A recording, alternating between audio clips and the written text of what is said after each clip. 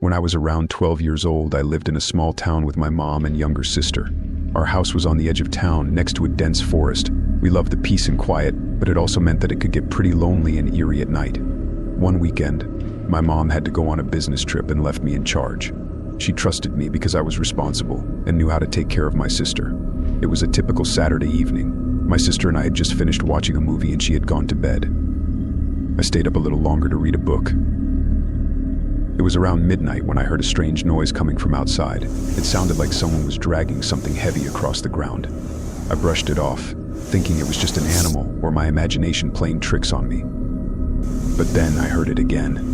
This time it was louder and closer. I decided to take a look, so I grabbed a flashlight and went to the living room window. I shined the light outside but couldn't see anything unusual. The noise had stopped, so I figured it was nothing and went back to my book. Not even 10 minutes later, I heard a loud thud on our front porch. My heart started pounding. I knew I couldn't ignore it anymore. I tiptoed to the front door and peered through the peephole. At first, I couldn't see anything. But then I noticed a shadow moving on the other side of the door.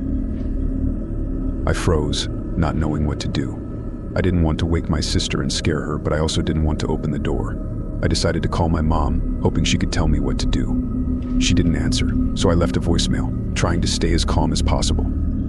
I went back to the living room, keeping the front door in my line of sight. I kept the flashlight off to avoid drawing attention. Then, I heard the doorknob turn. Someone was trying to get in. I felt a chill run down my spine. I grabbed the nearest thing I could use as a weapon, which happened to be a heavy book, and stood ready.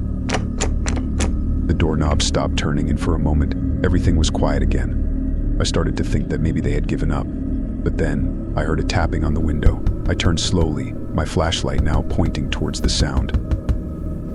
A face was pressed against the glass, staring right at me.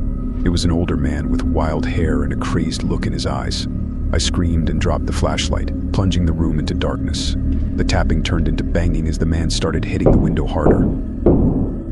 I ran to my sister's room and locked the door behind me. I woke her up and told her to stay quiet.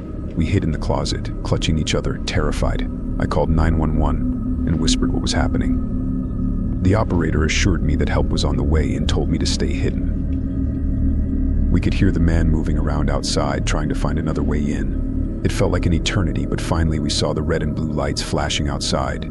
The police had arrived. There were shouts and a struggle, then silence.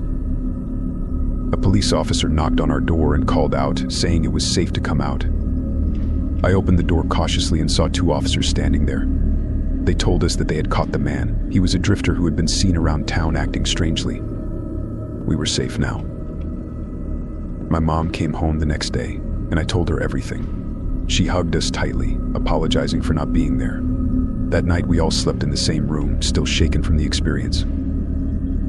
Even now, years later, I sometimes think about that night and what could have happened. It was the most terrifying experience of my life, and I always make sure to double check that all the doors and windows are locked before going to bed.